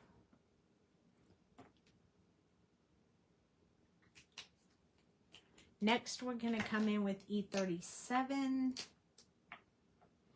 He'll get a little more of this color because this is going to be more like my true color. I want to keep his tail darker so his tail is not going to have all the colors in it. So just a little bit of highlight there. Same with his nose.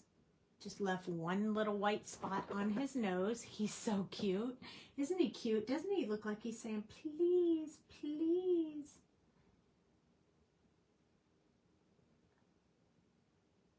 I feel like he has that little begging look, like, please, pet me. He's so cute. He makes me happy. You know that sometimes I catch myself smiling while I'm drawing them just because they make me so happy.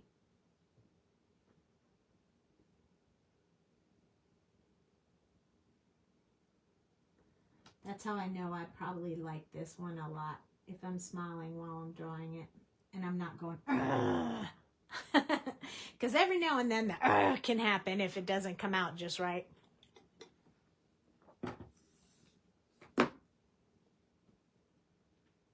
Okay, we're going to try to get a little bit more fur look around here. I'm not making his whole body look really furry, so I don't want to do too much, but I do want his little face to look a little furry. Also, I want to do a little bit with this part up here just because I feel like he needs to be a little fuzzy. He's so cute. Okay, I'm going to do a bit under his eyes. We'll be washing that out a lot, so it won't be standing out quite so much. And this part that's right here is going to be the same color as his belly. So it's going to be a different color. So now I'm just putting a few little lines in there to start giving it some definition. He looks a little, every time I stick my hand in the screen it goes blurry. I'm so sorry about that. I need to really watch. That's what happens when you're zoomed in so close up. Okay.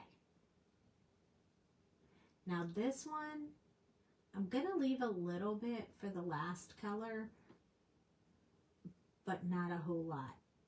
And then I'm going to start working on the belly color because we're going to use the same colors, just lighter version of them. I'm kind of blending this out. Leaving just a very light area for highlight. This, we want to just go back and forth. We're not going to use the last color on this tail. That's perfect. That's the way I want it. Beavers and possums are your favorite critters. Oh, I was just drawing a possum the other night just for the fun of it. Because I just thought it would be cute. I don't know, I've been kind of stuck on these woodland critters a little bit lately. We have one more color to do with these, so I want to make sure I get enough of it colored in and just leave that last highlight color. So this one's getting a lot of this color up here on his face. I want to start building in this whole nose area around the eyes, so hopefully I don't go inside the eye, which I just did a little bit right there, but that's okay. That's what we have the white gel pen for.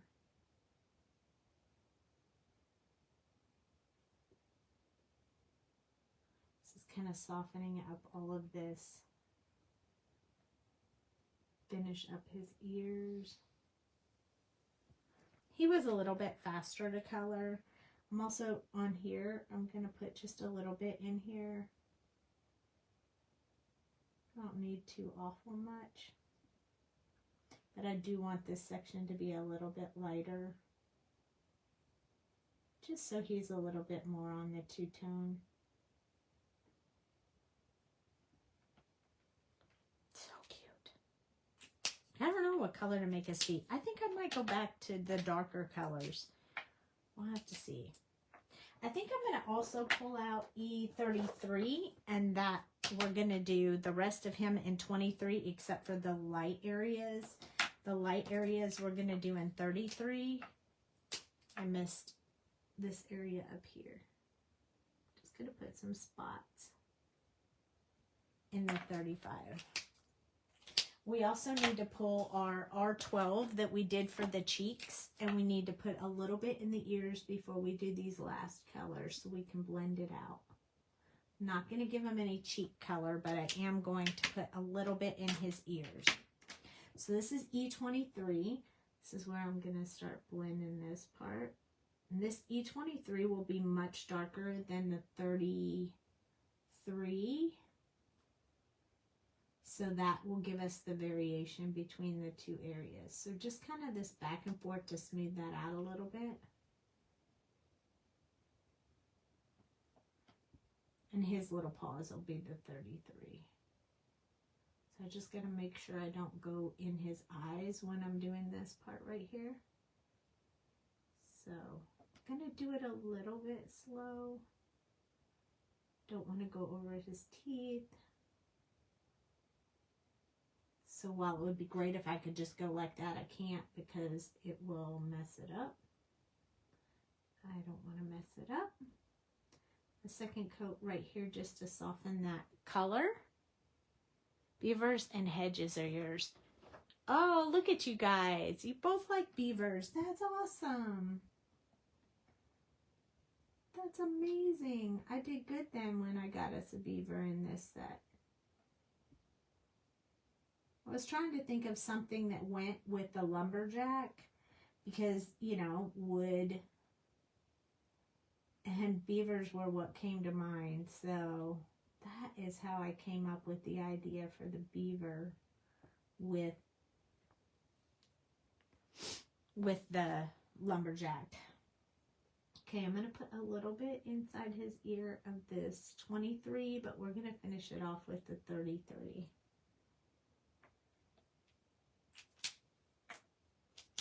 We're going to put the 33 in the belly and the ears and the nose. So this is 33. Still pretty light, but also a little bit dark. So that really gives a variation between the two. Perfect coordination. Oh, you love it? I love it. I'm only doing one coat of this color over top because I want to keep it lighter. Same thing with the hands. I guess the feet are going to be this color because I just did the hands. And they should be the same color. And this is just a clean sweep over that tummy, a second one to soften some of those lines because we don't want to show the lines. So cute. So cute. Okay, so we need to come in with the 35 and do his little feet. Oops, that's 23. We don't want to do that. 35 first. And put the depth in there for his little feet.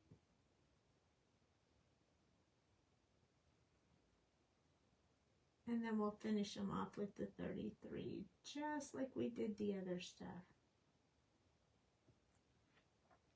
33 will be the last color on the little feet. He's all brown, but different shades of brown. I'm going to use 31 real quick just to soften his belly because I feel like if I go too much over this, it will darken it too much, and the 31 kind of washes out the color a little bit.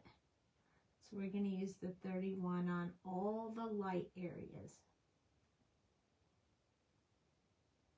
Because if you put it in one, you got to put it in all. Otherwise, it doesn't look consistent. So there we go. That helped to lighten it up a little bit. See how he has this little belly area right here? It's driving me crazy that it didn't. There it goes. Okay, we're going to leave his teeth alone. I left a white spot on his nose, so that took care of the white for me. He does have a little bit in his eyes. So while you can't really see that, I'm going to use the Colorless blender to kind of push that brown back out. And I'll probably touch it up with the white. So these are the 3 images we did. And now let's make them into a card. Good thing I cut all that stuff up ahead of time in the beginning. Okay, these are all the markers I used. I'm going to take them off my desk. So if you'll be patient and give me 1 sec, this card won't take that long to build. So we'll be doing good, but at least this way I can get the markers off my desk and I have a little space to work. So we are going to need the trimmer. Okay, so at the beginning, if you weren't here, let's talk about what we're going to do. So this is Scrappy Boy stamp, pattern paper. That's what this is. These trees were made with the Pajama Crafter stamp, aka prickly pear branch tree. This tree is amazing. It's very inexpensive on the website. You should check it out. And then we're going to use the zipper die that I talked about, which is this one. It's a zipper card die. So there's 3 of these. There was a stamp set that went with it, but I don't think they have it anymore, but you don't even need it. These are amazing. So we're going to use this one. If you've ever heard of a zipper die, if you haven't, I'm going to explain to you how to use it. So we're going to build something with the gift card. But let's work on the outside of the card first. So these are going to be on the outside. So I'm going to go ahead and cut my paper down. I'm going to make my card going this way. So I want to make sure when I cut my paper that the trees are going in the right direction. And you could really use either side, but I think I'm going to go for the green. So I'm going to trim this down to 4 by 5 1/4 with the trees going in the right direction. So it will look like this, which is super easy. That's the easy part. And now what I'm going to do is place my trees on there. So these are the trees I cut, and it was wood paper on both sides. So dark wood and light wood. So we're going to do 2 of them. Not that we necessarily need them because the background has trees, but I kind of like them and think they'll look really good. So every other tree, it's just flipping the tree around. So the first one, dark, light. Then this one, dark. I want to lay it over top a little bit more. And then the light one down here. So as you can see, there's a lot of trees, but he's a lumberjack, so he needs a lot of trees. And then we're going to put him in front of the trees right here. And then we'll place the wood pile by the tree. Probably like right about here. So he's working on his trees. He's cutting his trees. So now let's just glue down one at a time our trees. So I'm going to use my Barely Art glue. And this is one reason I like this Barely Art glue so much, is that you can get a teeny tiny little line. So you can quickly run up and down these tree branches, fill them in very easily. I know some of these branches are going to go off the page, so I don't necessarily need to go all the way to the edge. I just need to get some glue on there so they lay down flat. Because who's put stuff on their card before and it didn't lay down or was sticky everywhere? If you're using like a Xyron, those Xyrons drove me crazy because I always had a whole sticky residue over it. And I wasn't a fan of that, so it made life a little bit challenging for me. Sometimes if the glue oozes out, I just pick it up with these little tweezers. But you don't have to. It dries clear and invisible, so it doesn't really matter. But I just like to do that. This is the next tree. We're going to alternate. So now it's going to be this color. So I'm going to put the glue on this side. Same thing, starting down here. I'm just going to go up some of the branches. It kind of works pretty easy. Just don't squeeze the glue bottle much at all. Just kind of run it along here and it works great. Aren't wasting a bunch of glue, and it just works out really nicely. So I'm going to put this one here.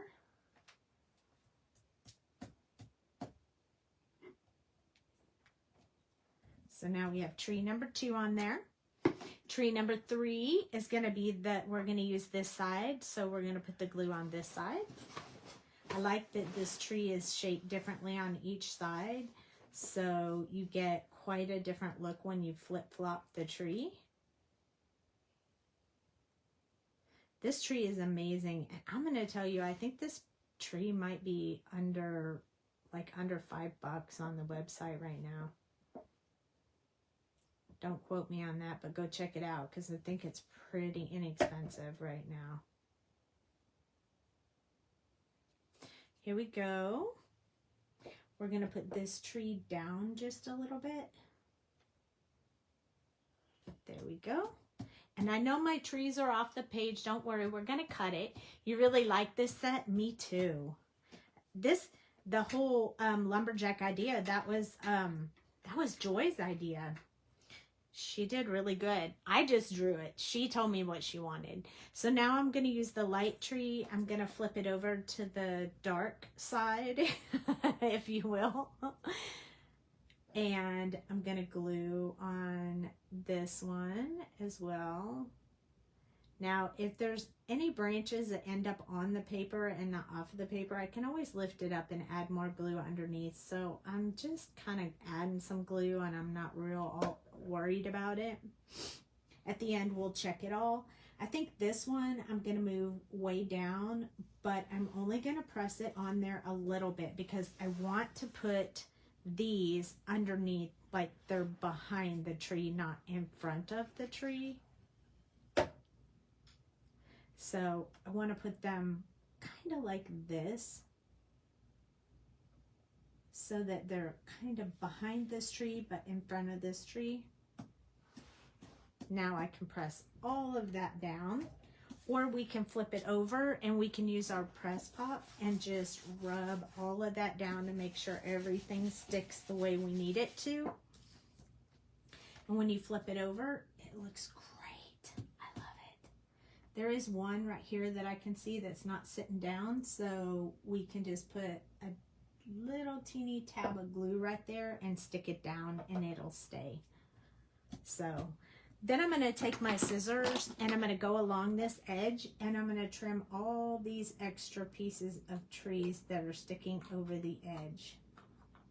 Otherwise I can't put this card in the mail if it's got all these extras that are bigger than an A2 card. And at least I didn't have to focus on trying to keep them all within the outside. It also changes the appearance of each of the trees, and I just love it. Okay, so our little lumberjack's gonna go on the front. I think we're gonna go ahead and put this on the card base first. So, ooh, I found a loose one.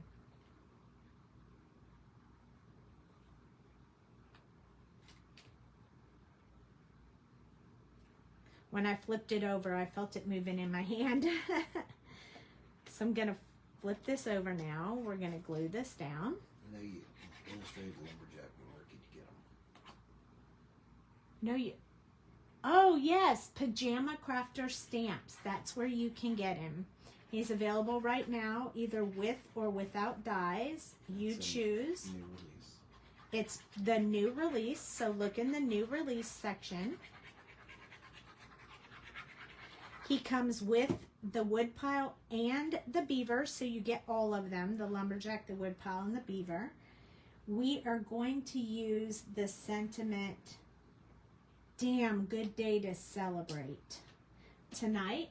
But there's also Timber, I'm Falling for You, Would You Be Mine, and a couple of other ones. I don't actually have this set yet. It's on its way to me, but I don't have it, so I can't show you this set. But it has all of these pieces in it. So go check it out. You guys probably really like it. All right, one more I want to, let me just make sure I get a little bit of glue on here so I can glue this down. Okay. So there we go. Now the lumberjack, you're welcome.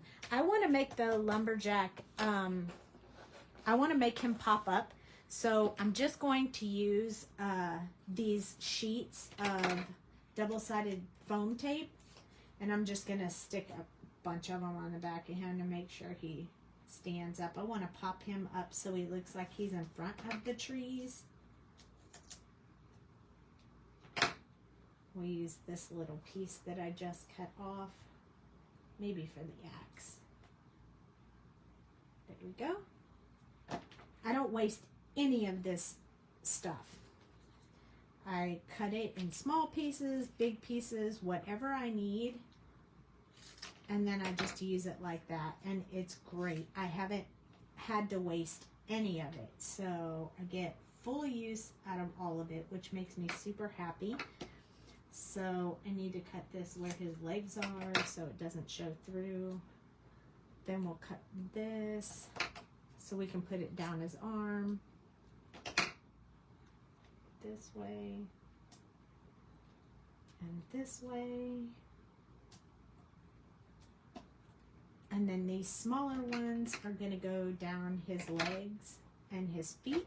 So I think I'm going to cut them. This is just using my excess. We could use whatever, however much we want, but I like using the excess so nothing goes to waste. This is also a shortcut that Joy taught me, buying sheets. I buy them from Amazon, just sheets, foam sheets. They're like 8.5 by 11. And then I just cut them in half when they get here and then use them as needed. And they're amazing. I love them. I'm very happy with them. Then we need a small piece for the axe, a small piece for the axe stem. And then I think we're pretty close to having enough on there. I don't like it to show over the edge though, so I have to be really careful because it bothers me if you can see it. I had a few little triangles of this foam tape left over from a project I was working on earlier, so I'm just going to grab those little triangles that I knew I could use for something, and I'm going to fill in any spaces I feel like they'll dip down, like this one. I need a smaller one. This one. There we go. So we're going to flip it over and we're going to touch it and see if anywhere it like sinks down. So that side of his face sinks down. So we need a little piece over there. And here we go. Let's use this one.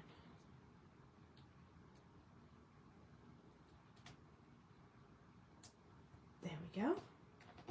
And let's see if that does the trick. Perfect. Now I save those pieces and use them later. I'm going to peel off all the back pieces on here. This stuff peels off pretty easily, so it doesn't take too much time. Well, it doesn't if they don't get stuck.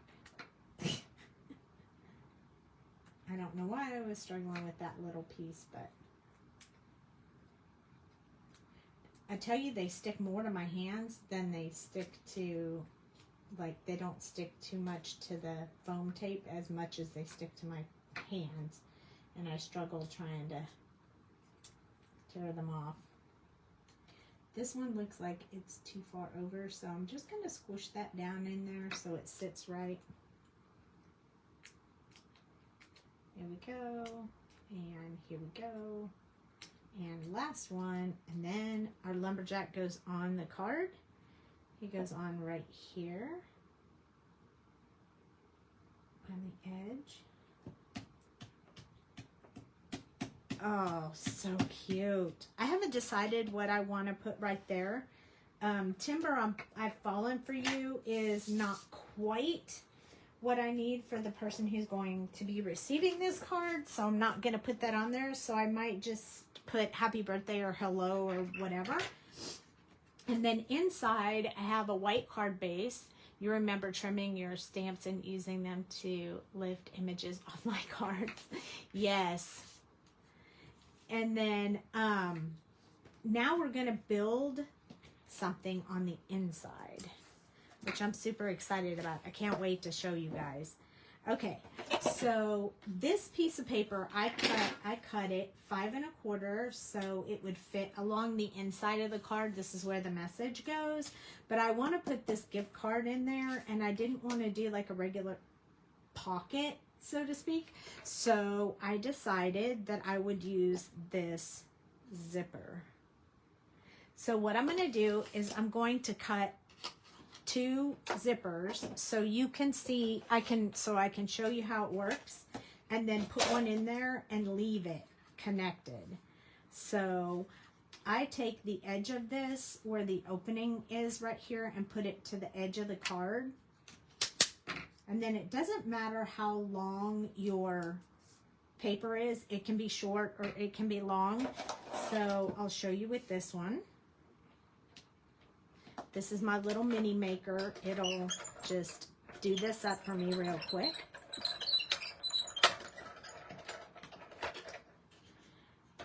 And then what happens is it scores this paper.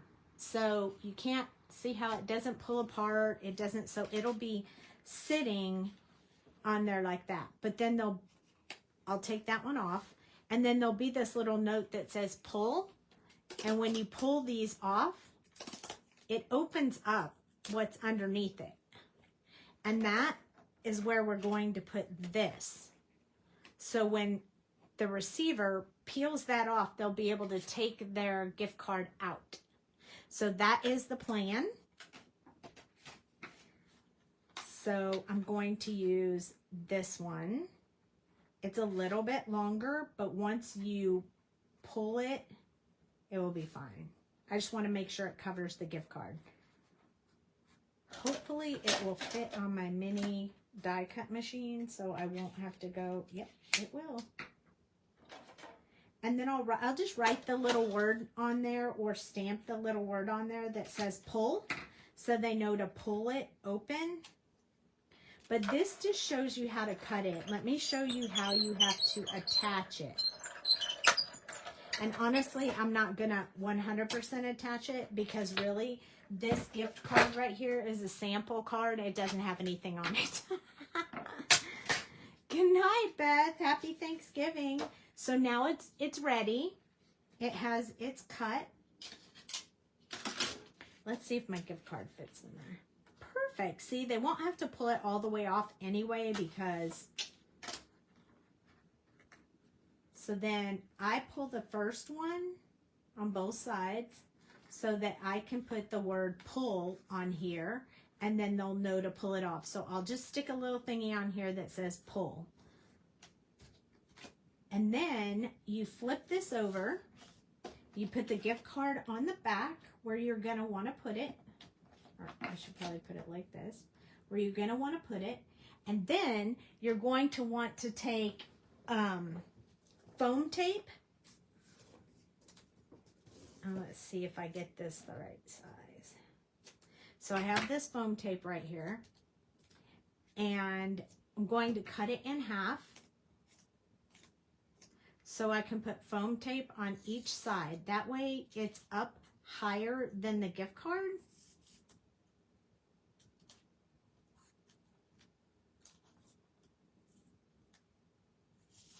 There we go. So I'm going to put one on this side. I'm going to put one on this side, just making sure I don't go over where the gift card has to sit. You'll just need a little glue dot, like a little glue dot in the back of your gift card. You'll place it inside the card base. Then you'll place this on top, so the gift card will stay where it's at. The paper will be lifted enough they'll be able to pull the tab. And then inside here, we're going to take this little guy, and we're going to put him right there, because he'll be at the edge where it will stop. They'll be able to pull the gift card out from where it's at without ripping the little beaver. And then we're going to put the sentiment on here, and then you sign down here, you know, like happy birthday or whatever you want to say, love Sandy or whatever. You'll put that on there. So we can go ahead and put this one on here now. And we can put this little guy over here. Just gonna put glue on the one side of him in case they lift up too far, they won't rip him.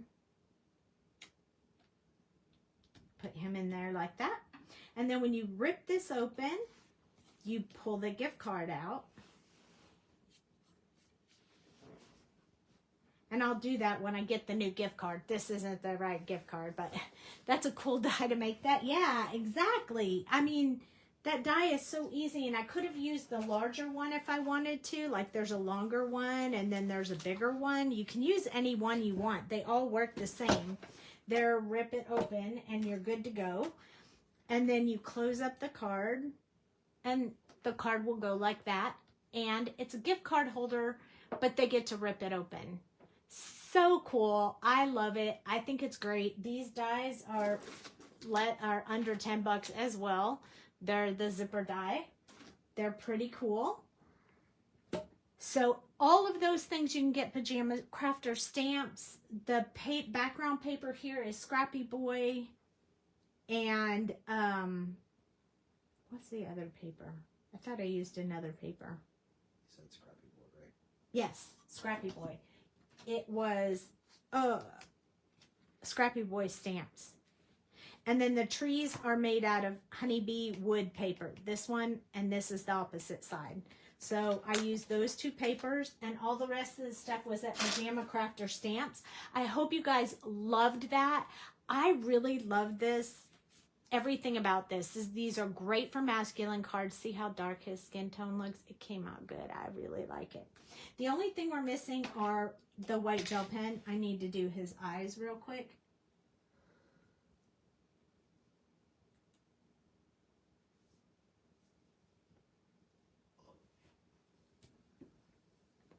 So now his eyes look so much better. And same thing on this little guy. We need to put his little eyes in there.